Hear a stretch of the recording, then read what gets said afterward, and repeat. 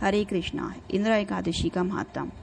एक बार युधिष्ठिर बोले भगवान श्री कृष्ण से, अब आप कृपा पूर्वक आश्विन मास की कृष्ण पक्ष की एकादशी की कथा को कहिए।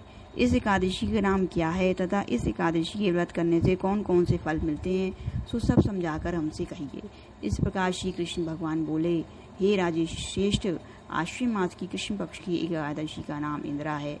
इस एकादशी के व्रत करने से समस्त पाप नष्ट हो जाते हैं तथा नरक में गए हुए पितरों का उद्धार होता है। हे राजन, इस एकादशी को कथा के सुनने मात्र से वाजपेयी यज्ञ का फल प्राप्त हो मिलता है। मैं आपसे एक प्राचीन समय का इतिहास कहता हूँ। प्राचीन सतयुग में महेशपति नाम की नगरी में इंद्रसेन नाम का प्रतापी राजा राज करता था। एक समय जबकि राजा अपनी राज्यसभा में सुखपूर्वक बैठा था, महर्षि नारद आकाश मार्ग से उतरकर वहां आए। महर्षि नारद बोले, हे राजन, आपके राज्य में सब कुशल मंगल है, तो मैं आपकी इस धर्म परायणता को देखकर अत्यंत प्रसन्न हूँ। तब राजा बोला, हे महर्षि, आपकी कृपा से मेरे राज्य में सब कुशल पूर्वक है।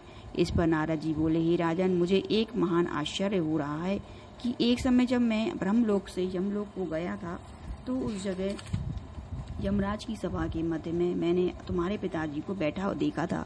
तुम्हारे पिता महाज्ञानी, दानी और धर्मात्मा थे। वह एकादशी के व्रत बिगड़ जाने से यमलोक को गए हैं। तुम्हारे पिता ने मुझसे तुम्हारे लिए एक समाचार भेजा है कि यदि मेरा पुत्र इंद्रसेन आश्विन मास के कृष्ण पक्ष की इंदिरा एकादशी का व्रत करे और इस व्रत का फल मुझे दे तो मेरी मुक्ति हो जाएगी। इस लोक से छूटकर मैं स्वर्ग में वास करूंगा। जब राजा ने महर्षि नारद जी से ऐसे वाक्य को सुना तो उसे महान दुख हुआ और इंदिरा एकादशी के व्रत की विधि पूछने लगे। हे नारद, अब आप मुझे इस एकादशी के व्रत की विधि बतलाइए। इस पर नारद जी बोले, हे राजन, आश्विन मास की कृष्ण पक्ष की दशमी के दिन प्रातःकाल श्रद्धा से स्नान करना चाहिए। इसके पश्चात दोपहर को भी स्नान करना चाहिए। इस समय जल से निकलकर श्रद्धा पूर्वक पितरों का श्राद्ध करे और उस दिन एक समय भोजन करे और रात्रि में पृथ्वी पर शयन करे। इससे दूसरे दिन अर्थात एकादशी के दिन प्रातःकाल दातून करे, स्नान करे। उसके पश्चात भक्ति पूर्वक व्रत को धारण करे और आज के दिन कहना चाहिए कि मैं आज निराहार रहूंगा और समस्त भोगों को त्याग कर दूंगा। इसके पश्चात कल भोजन करूंगा।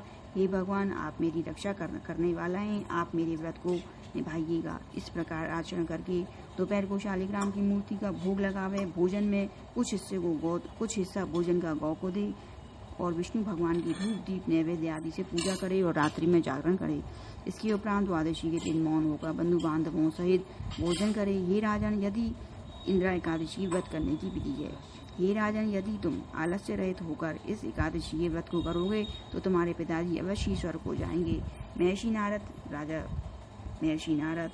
राजा को जब उपदेश देकर अंतर्ध्यान हो गए तो राजा ने इंदिरा एकादशी की आने पर इसकी विधि पूर्वक व्रत किया।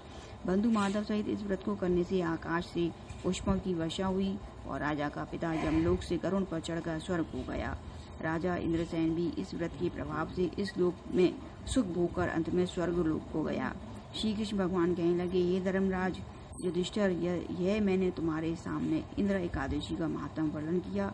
इस कथा के सुनने पढ़ने मात्र से समस्त पापों नष्ट हो जाते हैं और अंत में स्वर्ग में जाकर वास करते हैं। तो इंदिरा एकादशी की जय। जय श्री कृष्ण।